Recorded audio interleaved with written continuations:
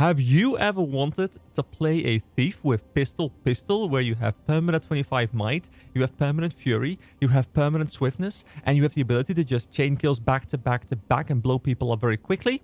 Well, then I have the build for you. Today we are talking about the Raging Pistoleer build, as I've called it today. I thought about this name 5 seconds ago. Hello everybody, my name is EK. Welcome back to the channel. And yeah, this is continuing my series of talking about core builds. These builds aren't, as I talked about in the previous videos as well, these builds are not designed to be endgame builds, so please do not watch this thinking you're going to take this into a raid or thinking you're going to take this into, you know, PvP or World v World. Although in PvP, like an equivalent can sort of work if you're playing against very low elo people. But in general, this build is just meant as a fun gimmick. It's kind of like this power fantasy where you just play pistol and you're just like long range pew-pewing people. But it's definitely not to be considered a good build. But that's the idea with these builds. So if you like that, then please do stay around. So I'm going to try and keep this video a little bit more focused than I usually do, because this is my second time recording it and the last one was very rambly, and I'm going to try and contain myself a little bit. I'm going to break down the video in a couple different parts. Well, it's still one video, but just so you know, I'm going to be talking about the gameplay first. I'm going to show you guys some gameplay as I break it down. Then we're going to look into the equipment. Then we are going to look into the skills. And then finally, we are going to look into the meat and potatoes of the build, in the traits, and of course some adaptations that you can make if you wanted to. So first of all, let us just start by popping the food that I do run for this build. I'll talk more about it in a second. And let's start mowing down some mobs, and I'll show you how the build works, and then we start breaking it down. So here we go. We've got a couple doyaks here. This is level 80 content, and as you can see, we are mowing down these mobs reasonably quickly. We aren't absolutely one-tapping these mobs. They're actually surprisingly tanky. There are actually less mobs here than I kind of anticipated. So it's a bit unfortunate that they're remaining with like 14 HP there. We could probably optimize it in some way and try and get a little bit of damage out. But there we go. We actually do kill that one in one hit. We just chain back to back to back. You can see I have the swiftness going on right now. I steal for swiftness. Keep mowing down the mobs. I keep pew-pewing them. And the way it works is we are constantly weapon swapping, and we are constantly spamming steal off cooldown. And I'll talk a bit more why we're doing that as we're breaking down the build, but that is just the essence of the build.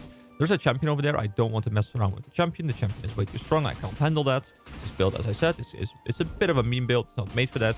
Now, when there's multiple mobs, we can use our elite here. We can start mowing them all down very quickly like that. And then we go back and we finish the cave troll over here and the snow troll over there.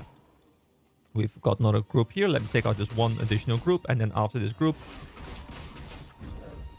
I think I'm going to start breaking down the builds. So let me just get these out real quick. Let me pop some power here. Get high damage onto the veteran. Go, that one is down. And then we take all these young ones out. Oh, man. Does that make me feel bad a little bit? Because they're all young? Maybe. But I don't care. Because here, I'm showcasing a build. And this is what I care about. So we take them all down, and that was definitely the most rambly part. I think I actually got... Wait, did I just get... I got 2 vials of powerful blood. That's not bad. Not bad at all. Let me hop back to the waypoint, and let's take a look at the equipment now. So, for the equipment... Actually, let's move away from the waypoint, otherwise we'll keep getting the fling, fling, fling, fling, fling sound effect from the waypoint. I hope you liked my waypoint impression there. I wasn't sure how I was going to do a waypoint impression, but I guess now I know. Let me go to the top of this tower here. And join these Vigil Quartermasters and Pact Crusaders and the Priory Scribe here, as they're discussing their, you know, their breakfast or something, which I have yet to have. Anyway, continuing onwards. First of all, let's talk about the equipment itself. For the armor, we are running full assassins here. And the reason we're running full assassins is because we find it very important that we crit cap on this build. So, full assassins here, with the Superior Rune of Rage. Now, the Superior Rune of Rage does 2 things. It gives us a boost to our ferocity, and if you don't know, what ferocity does is it increases the damage on your crit modifier. So it doesn't increase crit chance, but it increases the amount of damage you do when you are critting. So the multiplier of the crit is increased. And then also, it's giving us more fury duration.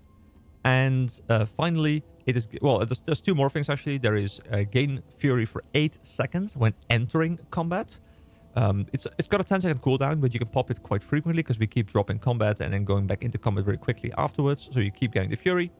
And then finally, we have increased strike damage dealt by 5% while under the effect of Fury. And this build is going to maintain 100% Fury uptime, which means that we have a 100% 5% damage modifier. Moving on, we have the weapons. First of all, here we have another Assassin's weapon with the superior sigil of agility. What this does is it gives us 5 seconds of swiftness and 1 second of quickness when swapping to this weapon in combat. The cooldown is 9 seconds. That lines up quite nicely with the weapon swap. And then finally, in the other set, we have an Assassin's Harbinger Pistol of Force. I'm not sure why I read out the full name here. And we just simply have a sigil of Force in there for 5% more damage. You could obviously swap this out with something else that you could find more fun. I've actually been messing around with stuff like adding an air sigil there just to get like the additional spike damage. But I don't think the additional spike damage is stronger than the 5% damage modifier overall we're getting from the Force sigil. So I quite like keeping that one intact here.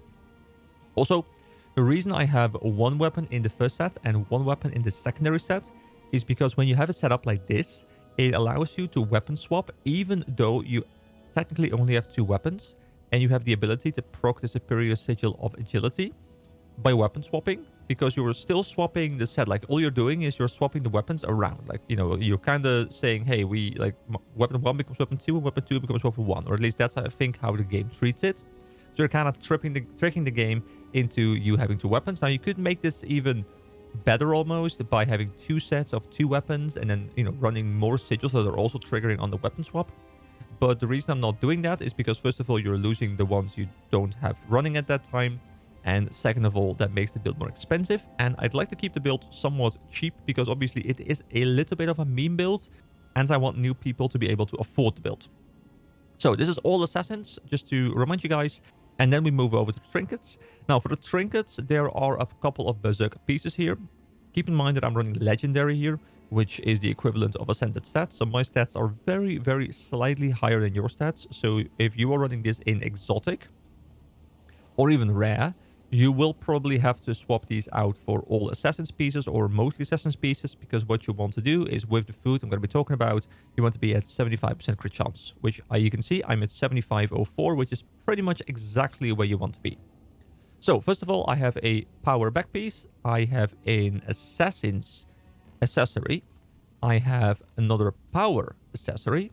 I have a power amulet. I have a power ring. So it's all berserker stats. And then another assassin's ring here as well. So only a couple of them are assassins. The rest is berserker. The difference between assassins and berserker, in case you don't know, let me just break it down for you real quick. So if you look at this one right here, you can see it's 63 power, 40 precision, 40 ferocity. And then we look at assassins, it's 74 power. Don't mind the actual stats because it's different stats for different gear pieces. But just look at how they're divided. So power is lower, ferocity is lower, but precision is the highest one.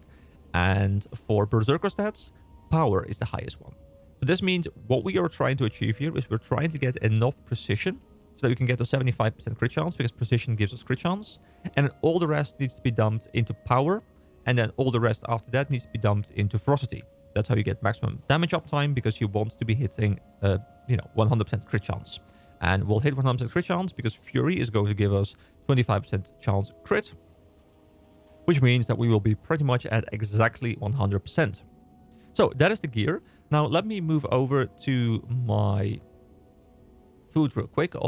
Apparently I did use my sword ability. Let me just put these back in here. This is my my tag devil set with the runes of speed that I use for the labyrinth farm, which is also why this character, when I was loading in, apparently still has trick or treat bags, which, hey, free money, I like it. So the food we're using here is we're using the bowl of curry butternut squash soup.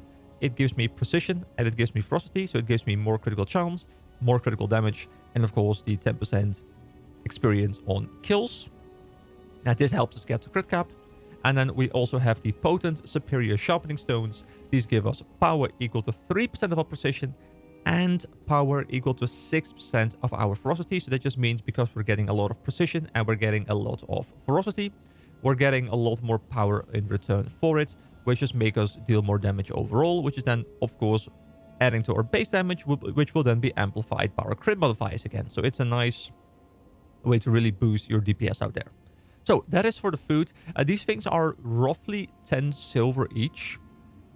And this one lasts for half an hour. This one lasts for an hour. So you have the ability to stack up on these relatively cheaply. Of course, I could have gone for more expensive ones that are technically a little bit better.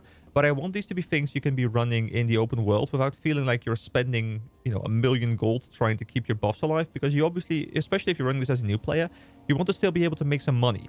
So I would only use these, I would especially use this one, the bowl of curry butternut squash soup, just so you can crit cap. If you don't want to do that, just make sure you go for all Assassin's pieces and just completely skip out in the Berserker pieces, because then you'll have enough critical chance without the food active. So that is the food, that is the gear. Let's move over to the final two things. We first of all have the skills. The skills are extremely simple, or at least the ones I'm using are extremely simple. I'm using 4 signets and an elite, because there isn't an elite signet, so I can't use an elite signet. I would have probably done so if there was the opportunity to do so. First of all, we have the Signet of Malice. This one simply says heal when you attack. We pretty much never want to use the active of this one unless we're really taking big chunks. We just want to keep it active. We want to keep the passive going, and we just want to keep firing because, you know, we keep firing and firing and firing, and we are just making sure that we are getting the healing on pretty much every potential interval we can get, because we're getting a lot of packets of damage. So there's always something that will trigger it the moment the cooldown is over, which means we just have a nice source of healing going into the build. We have the Assassin Signet, which says it grants increased power. This is simply a DPS modifier. This is going to give us more damage, and if we use it, which we might want to do when we're trying to deal with mobs that are veterans, for example, we can use Assassin Signet's active version, and we get even more power for a short duration of 5 seconds. So you can use that if you really want to amp your DPS up for a particular mob. And then we have the Signet of Agility. This one is extremely important, and this one is pretty much the only one you, in my opinion, cannot swap out. This one has grants increased precision. Keep in mind, we want a lot of precision. Precision will make us crit cap. Precision will also then be going into more power because of the power transfer that is active on the food. Sorry, it's the utility actually. And obviously, it's just very nice to just constantly have the precision active. Now, you can use the active refill endurance and cleanse conditions from nearby allies, but it says nearby allies, and I don't think this one actually cleanses stuff from yourself. I'm not 100% on that one. I don't really use the active ever, but I think it might only cleanse from people around you, which would be kind of annoying because you're, you know, kind of playing this as a solo build. And then this one is, there's kind of 2 options here. You can take the Infiltrator Signet, which says regenerate 1 extra initiative every 10 seconds. I quite like that one, just because I want to be able to keep unloading. Unload, if you get all the hits in, will regen 2 on its own, which means that out of the 5 cost, you have actually only a net cost of 3 when you do land all the shots, which hopefully you're landing most of the shots most of the time. But this Infiltrator Signet allows you to keep even more uptime on unloading, because that's what you want to achieve. Now, what you could do is you could take the other Signet here. You could take Signet of Shadows. And Signet of Shadows grants you a 25% increase in movement speed. So it kind of lowers your DPS a little bit because you can't unload as frequently, but you're faster. Although in my testing, I found that, yeah, it gets me to the other mobs faster, but I'm actually running into an issue there where I'm getting to the next mob before I have sufficient initiative to consistently unload. So I'll have to start filling stuff with, for example, auto attacks, which isn't a big problem, but it's kind of destroying the power fantasy of, you know, just raging, unloading, and trying to kill everything. So that's why I personally prefer running this one, because it just gives me a little bit extra of initiative that can kind of push me over the edge. It's only 1 extra 10 seconds. It's not a ridiculous amount, but I quite like running it myself. Plus, it is a stun break if you're ever in big trouble. And then finally, I'm running Dagger Storm here. It's just because there isn't really any AoE on this kit, and I like the ability to at least have one ability that when you're in a group of mobs, as you saw in the gameplay preview at the start, you can just mow them down using the Dagger Storm. Plus, the rest isn't that great. If you want some CC, you could get some Basilisk Venom, and you could, you know, try and shoot through things. You can technically take Thieves Guild it's like it kind of plays to the power fantasy where you have a couple of thieves like, you know, supporting you and shooting from range. You know, you really get this like gang of thieves together, and I guess it can be kind of nice for the power fantasy, but mostly I would just be running either Dagger Storm or Basilisk Venom if I ever needed some CC. Plus, it makes your shots unblockable, so if this build is... Let me just quickly explain why it's important. This build has one extremely strong counter, and you literally just can't play into it, and the counter is projectile hate. So that means projectile reflects or projectile destruction, because your entire build is focused around shooting projectiles at an enemy. The moment that enemy has the ability to deal with your projectiles in a way of either destroying them or even worse, reflecting them back at you, then your build does 0 damage. And that's also kind of why this is a bit of a meme build, because if you play this build in PvP, you play against an Elementalist, for example. The Elementalist uses his Earth Aura and his Magnetic Aura, shoots them all back at you, and he just starts popping you instead of you popping him. It's kind of bad, but hey, that's why I said it's good into low elo people, because they don't know about Magnetic Aura probably. And also that is why you can run Basilisk Venom, because it does make your abilities unblockable at the very least. So you can break through block, which, yeah, it's something, and it has some CC on it. Can be nice. So let's move on to the final part here. I want to try and keep this video within 30 minutes, so we are well on track to keep doing that. Let me start off with the traits here. So first of all, critical strikes. This one is really like the meat and potatoes of the build. This one is really all about getting our crit chance to really do a lot of damage. So first of all, we have Keen Observer. Critical hit chance is increased while your health is above the threshold. Threshold is 75%. So as long as our health is above 75%, we have a 15% critical chance increase. This one is very important because the moment we drop under 75% health, our critical chance is going from 100% to 85%, which is still decent, but we'll start losing crits. And losing crits means we can't kill things as efficiently as we would personally like. So Keen Observer, you want to really try and stay healthy. Fortunately, we are long range, which does allow us to stay healthy most of the time. Then Assassin's Fury, gain Might when you gain Fury. This build has a lot of Fury application, and does has a lot of Might application. It's 8 seconds of Might. It's a decent duration as well. So we just keep getting Might and Might and Might from Assassin's Fury, and that just makes sure that we are both hitting very hard, and those are all critting, and those are all getting good critical damage from the ferocity boost we're getting as well. Then Unrelenting Strike says grant Fury to yourself and nearby allies when you critically strike an enemy. We have 100% crit chance. Now, there is an 8-second cooldown on this, but this means every time we crit, and we are critting every single hit, as long as we have the Keen Observer active, we thus are consistently getting the Fury, and the Fury will then give us more Might. Then, Practiced Tolerance. Gain Ferocity based on your precision. Ferocity, once again, that is your critical damage modifier, which means that based on a percentage of 10%, we get Ferocity from our precision. We have a lot of precision in this build, so we get a lot of Ferocity. Moving on, we have Ferocious Strikes. Gain increased critical damage against foes whose health is above the threshold. So as long as they're above 50% health, we get a 10% damage modifier, which simply helps us burst down mobs even quicker. Then No Quarter says landing a critical hit while under the effects of Fury, and remember, we are always under the effects of Fury, increases the duration of Fury, so even longer Fury. Gain increased ferocity while under the effects of Fury. So, to summarize here, we are always under the effects of Fury, and thus we are always getting 250 additional ferocity. We're getting ferocity from there, we're getting ferocity from Partition Tolerance, we are getting so much additional ferocity that our crits are really starting to hit like a truck. You could here take Invigorating Precision as well if you feel like you are taking more damage than you should, and your Keen Observer keeps dropping off. It is worth it giving up No Quarter and then going for Invigorating Precision. What Invigorating Precision does is it says you are healed for a percentage of outgoing critical hit damage. Only critical hit damage.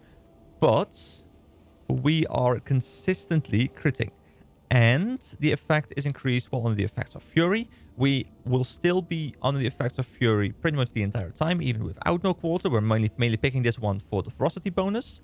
So this means that we are consistently healing for 6% of our critical damage. We are then synergizing that with our Signet of Malice, which means that we are staying much, much more healthy. You can take this if you're either consistently dropping Keen Observer, or if you're trying to take this build, which I'm not sure I fully recommend, but if you're trying to take this build into Heart of Thorns, or Path of Fire, or some non-core maps, and you feel like you're struggling, you're dying too much, take Invigorating Precision and just make yourself a little bit, more self-sufficient, more self-sustaining. Then we have Deadly Arts. Now, the first one says Stealing inflicts poison, while in the down state, your attacks apply poison. We don't really care about this one. Yeah, it's a slight damage boost when we are stealing onto someone and we are getting them poisoned, but we don't really care about it because we are not at all specced into condition damage. But then we have Dagger Training. Gain a bonus power, which is increased when wielding a dagger. Now, you may be wondering, you're running a pistol build. Why are you running Dagger Training? Well, first of all, it's because the other two are not that great. But secondly, the dagger portion only applies to the additional AT power. The initial AT power is actually in the build by default. So you don't need to be wielding a dagger. You will always get AT power and an additional AT power when you are wielding a dagger. So we're just getting more damage. Then it says weakens targets when you poison them. Well, we're poisoning with the steel now because of the Serpent's Touch here, which means we're consistently weakening people as well. Do we care about it? Not at all, but it's there. Then Revealed Training. Gain power, then extra power while you are revealed. So once again, we get a baseline power of 80, but when we are revealed, we get an additional 120 power. Now, unfortunately, with the way I'm setting this build up, we're not really going into stealth at all. You can go into stealth by stealing onto someone and then getting the stealth one and then using that as a tool to get into stealth and get a little bit of damage when you exit stealth, when you hit people for the first time and you are revealed. You can also take the Hide in Shadows here, where you vanish in stealth in cure conditions. But I think committing a healing skill for a very small damage modifier that is not going to make a big difference is not really worth it. So just take the 80 base power and be happy with it. You have some other options here, but I don't really like it. Yeah, you could run even the odds, which says apply vulnerability when you steal. So that would mean that if we're facing a tougher mob, we can apply 5 stacks of vulnerability, get a 25% damage modifier for 11 seconds, and kill it a bit faster. So you could be running this one if the mobs are a bit tankier where you're playing, because then the vulnerability starts getting more value. But unfortunately, when we're playing in core maps, mobs are squishy enough that vulnerability simply is not necessary. Then we have Exposed Weakness. Deal increased strike damage to your target for each unique condition on them. We don't apply that many conditions, but hey, every bit of damage modification is welcome. Then we get Executioner. Deal increased strike damage when your target is below the health threshold. So keep in mind, up here, we're dealing 10% increased damage to mobs over the health threshold or above the health threshold. Here, we're getting 20% damage when we hit mobs below the health threshold. So this means that, yeah, from 100 to 50%, we're getting 10%. That one drops off when we get below 50%, but it's replaced by an even bigger one. It's replaced by one that doesn't give 10%. But one that gives 20% modifier. So it's even better. So the moment we get them under 50% health, we deal even more damage. That's how we can really quickly finish off the mobs. And then finally, we go into Trickery here. We have Kleptomaniac. Stealing gives you initiative. This is just because I want us to spam steal off cooldown. I'll talk a bit more about why in just a second. And it also gives us initiative, which then allows us to spam a bit more of the unload. Moving on, we have Thrill of the Crime. When you steal, you and all nearby allies gain Fury, Might, and Swiftness for 10 seconds. This is going to help us keep up Fury. This is going to help us keep us Might because we're getting Might from the steal.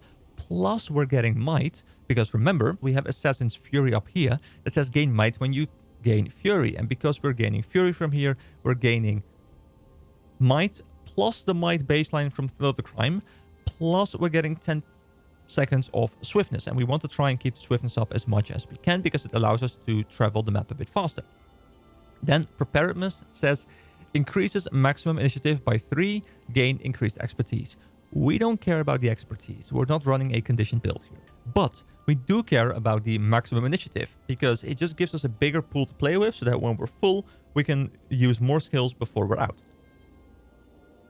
Then a Bountiful Theft says stealing grants you and all nearby allies a vigor, and you reboons and you grant them to nearby allies. Now, this one, you don't really care about too much. Because Vigor, yeah, it's nice. We get a bit more dodging, but we don't really care about it that much. Unfortunately, the other ones I don't think are particularly good, so this one is still the best. Then moving on, we have lead attacks. Increases all damage dealt per initiative spent. Steel gains reduced recharge time. Obviously, the first part is a nice damage modifier, which we do not mind whatsoever. But secondary, we do have a reduced recharge on our steel, which allows us to get the buffs more frequently. You know, we're allowed to get the swiftness more consistently. And then finally, we have quick pockets, gain initiative on swapping weapons while in combat.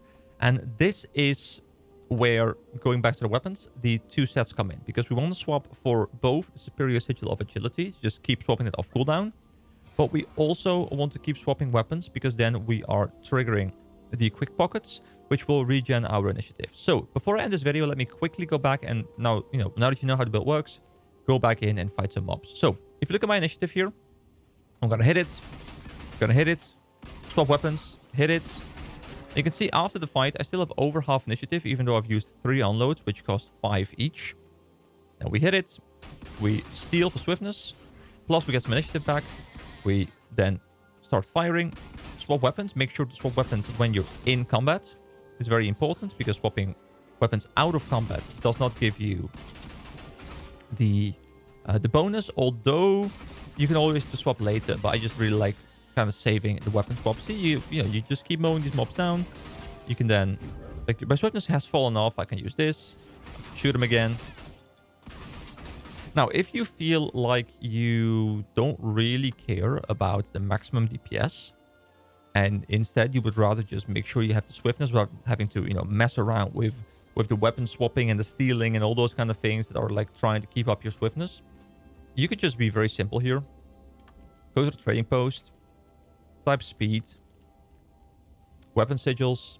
You just purchase a superior sigil of speed, which gives you 20 seconds of quick swiftness, on killing a foe with no internal cooldown, which means you will literally always have swiftness. So if you just want to have swiftness all the time, pick one of these up, replace, for example, your... Actually, you can replace the superior sigil of agility for this. I quite like running this one because it reinforces the weapon swapping that you need to do, and it kind of like builds this muscle memory, which is something like, learning how to weapon swap is a very useful tool for endgame builds. So that's why I do keep this one in. But honestly, like, the 1 second of quickness is not that important. And if you just swap a superior sigil of speed in here, it is probably the easier and quite often more effective build to run. But technically, getting 1 second of 1 second of quickness every time you swap is kind of nice, but it's only 1 second. So it's kind of up to you. I do think if you're, the more casual player and you just want to make this build as simple as possible, just pick the superior sigil of speed and slap it in here. You can keep the assassin's weapon with the sigil of force, and that would be good. So that is the build. I am roughly in 30 minutes, so I'm kind of happy I pulled this one off, even though I did go a little bit rambly, but not too much. So if you like me doing this build, by the way, I haven't done one in a while, but I do kind of want to do one for all the classes. Unfortunately, I sometimes need to just find the inspiration. I need to find what I want to do. And if you guys really do like watching these, because I've actually gotten a lot of views on those videos, more than on any other videos, really. If you watch them, please do let me know, because I would like to do the other ones. Also, I hate asking for this, but, I feel like I kind of have to. If you like these videos, let me know. But also, there's that subscribe button. My subscribers haven't moved in like a month now, which is partially because I haven't uploaded any videos, which is really my bad. But also, I would really like to hit that 1K sub sometime, so I can actually start streaming on YouTube. I can stream some Guild Wars 2. That could be fun while I'm like messing around with the builds, and then people can join me as I try and figure this ones out before I make the video. So yeah, if you want to hit that button, then that would be very much appreciated. Thank you very much for watching, guys. I'll try and be back somewhere with another build. If you have a particular build that you find really fun, do let me know. Especially if it's a build that is, not the standard. I'm thinking about making a video about my Hammer Guardian. I've been playing like this weird Paladin Hammer Guardian build, or at least trying to run with it. And like, it's not good, but that's kind of what the series is about. So if you want to see it, let me know. Anyway, thank you very much for watching, guys. Have a nice day. And yeah, I'll hope to see you again soon. Bye, guys. And let's start mowing down some mobs, and I'll show you how the build works, and then we start breaking it down. So here we go. We got a couple Dolyaks here. This is level 80 content. And as you can see, we are mowing down these mobs reasonably quickly. We aren't absolutely one-tapping these mobs. They're actually surprisingly tanky. There are actually less mobs here than I kind of anticipated.